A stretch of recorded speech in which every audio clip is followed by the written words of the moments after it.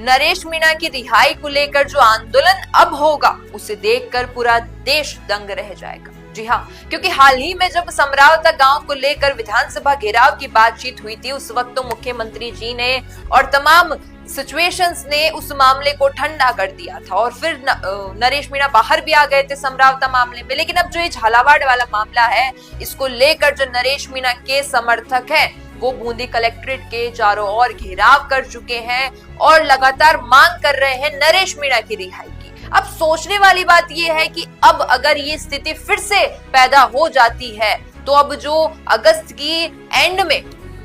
विधानसभा सत्र शुरू होने वाला है, उस वक्त अगर ये नरेश मीणा के समर्थक एकजुट हो जाते हैं, एक साथ आ जाते हैं और डिमांड करते हैं, तो अब इन्हें कोई नहीं रोक पाएगा। क्योंकि उस वक्त मुख्यमंत्री जी ने इन्हें एक दिलासा दिया कि नरेश मीणा को मैं बाहर ले आऊंगा। मार्च में दिलासा दिया था और नरेश मीणा जुलाई में बाहर आए।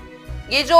अप्रैल, मई, जून, जुलाई 4 महीने बाद, उस दिलासे के 4 महीने बाद नरेश मीणा बाहर आए थे, तो समर्थकों को ये समझ तो आ चुकी है, क्योंकि दूध का जला छाछ भी फूक फूक कर पीता है। और अब समरावता केस के बाद जब ये झालावाड़ वाला मामला हुआ है, जब नरेश मीणा हॉस्पिटल गए और उसके बाद उन्हें डिटेन किया गया और तब से वो जेल में है, उनकी जमानत नहीं हुई है। और हैरान कर देने वाली बात यह है कि नरेश मीणा खुद भी अब अपनी जमानत नहीं चाहते हैं, क्योंकि सबसे पहली बात तो वो ये कबूल नहीं करते हैं कि उन्होंने कोई जुर्म किया है जिसकी वजह से वो जेल में आए हैं। क्योंकि समरावता केस में उन्होंने ये जुर्म मान लिया था कि उन्होंने थप्पड़ मारा है, लेकिन क्योंकि उन्होंने मारा था तो उन्होंने मानना पड़ा। लेकिन अब झालावाड़ वाले मामले में उनका कहना यह है कि मैंने कोई ऐसी गलती नहीं की है जिसकी वजह से सरकार मुझे जेल में लेकर जाए, फिर भी मैं आज इतने दिनों से जेल में हूँ। और अब जो उनके समर्थक हैं, क्योंकि लोकप्रियता तो नरेश मीणा की पहले भी थी, समरावता के बाद बढ़ गई और अब झालावाड़ के बाद तो और बढ़ जाएगी।